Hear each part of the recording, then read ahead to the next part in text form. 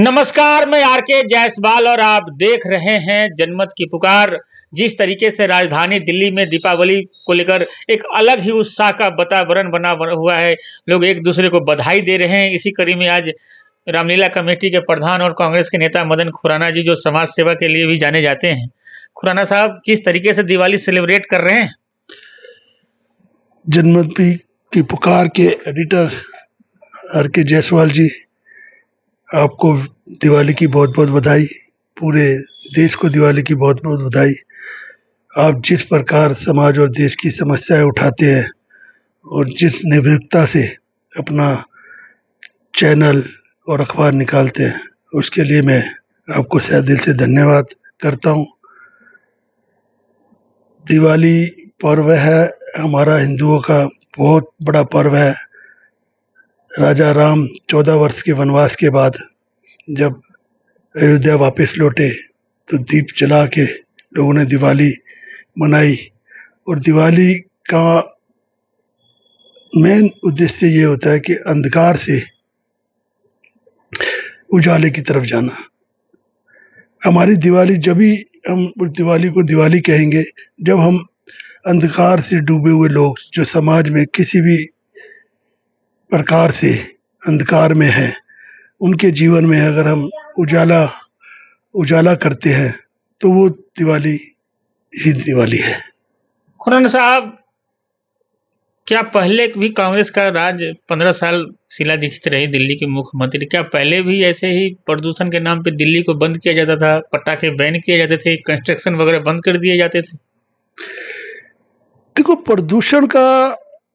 जहां तक प्रदूषण का सवाल है, ऐसा प्रदूषण पहले कभी इतना नहीं होता था, क्योंकि उसकी रोकथाम के लिए जितने दिल्ली सरकार दावे करती है उसमें से अगर वो 10% भी ढंग से काम करें तो आज जो दिल्ली के लोग दिवाली पर बम पटाखे जलाने से रह जाते हैं, अपनी खुशियां मनाने से रह जाते हैं, तो मैं नहीं मानता। अगर, क्योंकि हर साल ये बात होती है, अगर हम इस पे व्यापक तरीके से प्रदूषण के खिलाफ हम कार्रवाई करें तो हम अपने त्योहार भी अच्छे ढंग से मना सकते हैं। जिस तरीके से एक वीडियो देखा मैंने, आप लोगों ने भी देखा, वीरेंद्र सचदेवा जो भाजपा के दिल्ली प्रदेश के अध्यक्ष हैं, वो यमुना जी में डुबकी लगाया कि प्रदूषित गंगा यमुना नदी होगी, उसमें उन्होंने डुबकी लगाई और बीमार पड़ गए, हॉस्पिटल में भर्ती रहना पड़े, हॉस्पिटल में भर्ती रहे हो।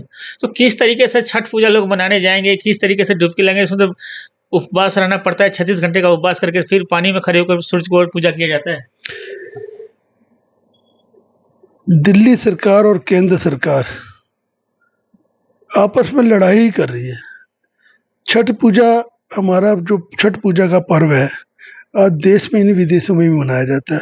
और छठ पूजा कोई ऐसी बात नहीं है, ये जो पर्व हम मना रहे हैं पहली बार मना रहे हैं, हर साल मनाते हैं। अगर हम 2 महीने पहले इन चीज़ों को ध्यान में रखते हुए कि हमने अपना छठ पूजा का त्यौहार मनाना है, अगर हम ढंग से सफाइयाँ कराएं और ढंग से घाट बनाएं, तो मैं नहीं मानता ये जो जमुना में डुबकी लगाई जा रही है या अखबारों में सुर्खियां बटोरी जा रही है, ये सबका कर्तव्य बनता है, दिल्ली सरकार का भी, केंद्र सरकार का भी।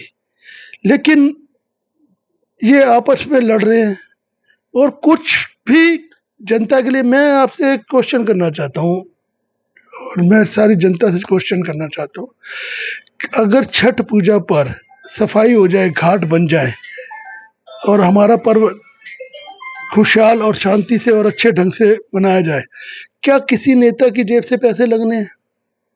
जो पैसा उस पे लगेगा, हमारा जो हम टैक्स भरते हैं, दिल्ली सरकार, मैं बहुत बार कहता हूं कि दिल्ली सरकार केंद्र सरकार की हमने कराया, केंद्र सरकार ने कराया, दिल्ली सरकार ने कराया। अरे जनता के पैसे से करा रहे हो। कभी किसी एमएलए या संसद ने अपनी जेब से कुछ कराया? अपनी जेब से पैसा खर्च किया? जनता के फंड से काम होना है और उसके बाद भी तुम काम नहीं कराते। जब बिल्कुल नजदीक पहुंच जाता है त्योहार, तो जी वो अफसर नहीं मान रहा, ये नहीं मान रहा। आप तो खुद एक बहुत बड़ी छठ पूजा के प्रेसिडेंट हो समिति के, आपको कितनी परेशानी होती है। मैं तो हर बार ही आपके यहाँ भी जाता हूँ, बहुत जगह जाता हूँ, अफसर के पीछे लग लग लग लग लग लग। अगर जन प्रतिनिधि चाहे कि मुझे ये कार्य कराना है, तो वो कार्य आराम से हो सकता है, लेकिन ये चाहते ही नहीं है। जब तक 20 बारी 50 बारी लोगों की चप्पलें जूते ना घिस जाए और उसके बाद भी बहुत बड़ा बोर्ड लग जाएगा जी ये मैंने करवाया। अरे आपने कहाँ से कराया, ये तो जनता के पैसे से हुआ है। अच्छा नेताजी, बात हो जाए शकुर बस्ती विधानसभा क्षेत्र की, तो यहाँ का जो मंत्री रहे हैं सत्येंद्र जैन विधायक हैं, जेल 2.5 साल लगभग जेल में रहे हैं, जेल से बाहर आए।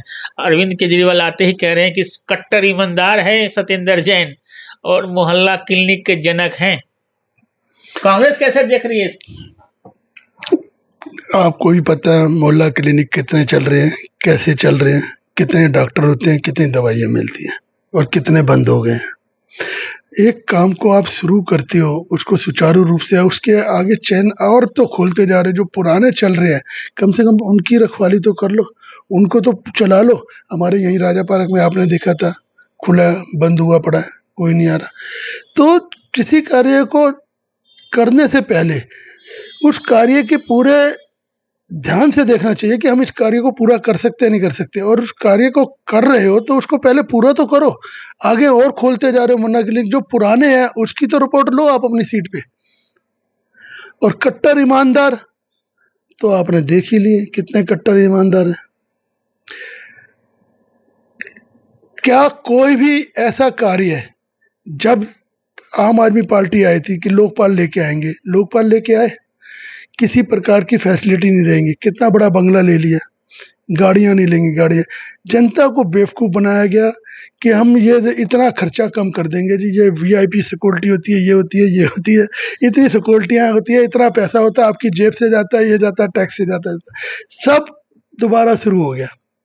कौन सा मंत्री है जिसके पास घर नहीं है, कौन सा ऐसा विधायक है जिसके पास गाड़ियां नहीं है, सिक्योरिटी नहीं है मुख्यमंत्री जी के पास।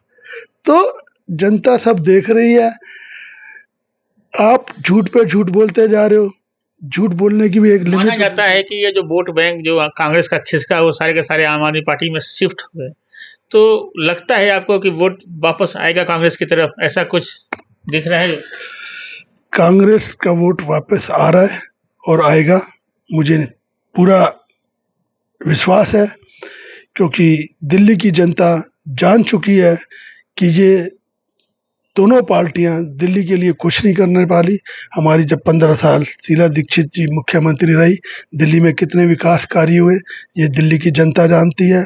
और उस 15 साल के शासन के काल के बाद अब पूरी दिल्ली में 10-15 साल होने वाले हैं, कितने काम हुए हैं ये भी दिल्ली की जनता जानती है। हम अपने कामों को लेकर दिल्ली की जनता के बीच में जाएंगे और कांग्रेस के लिए वोट मांगेंगे।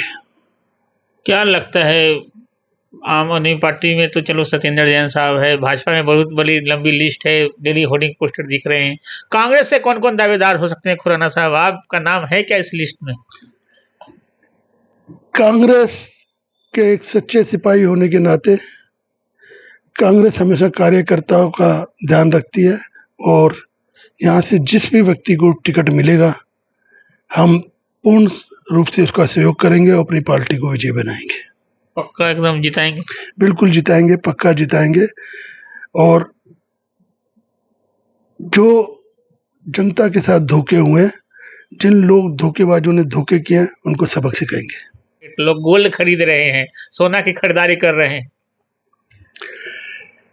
देखो महंगाई बहुत बड़ी है, इससे निश्चित रूप से इस पे बोलना कि नहीं जी कांग्रेस के टाइम पे महंगाई थी, बहुत गलत बात है। महंगाई वाकई में निश्चित रूप से बड़ी है, और इस महंगाई को रोकने के लिए दिल्ली सरकार, केंद्र सरकार को कोशिश करनी चाहिए और रुकनी भी चाहिए। एक आम आदमी जब घर से निकलता है, उसको सब्जी लेनी होती है, बच्चों के लिए ट्यूशन की फीस है, अगर स्कूटी है या स्कूटर है उसके लिए पेट्रोल का है, किराए की दुकान पे किराया भरना पड़ता है, किराए के मकान पे रहता है किराया भरना पड़ता है। उस व्यक्ति से पूछो कितनी महंगाई हो रही है। सैलरी तो दोगुना तीगुना हो गया ना पहले से अब। सैलरी 3 गुना 2 गुना 4 गुना बिल्कुल नहीं हो रही।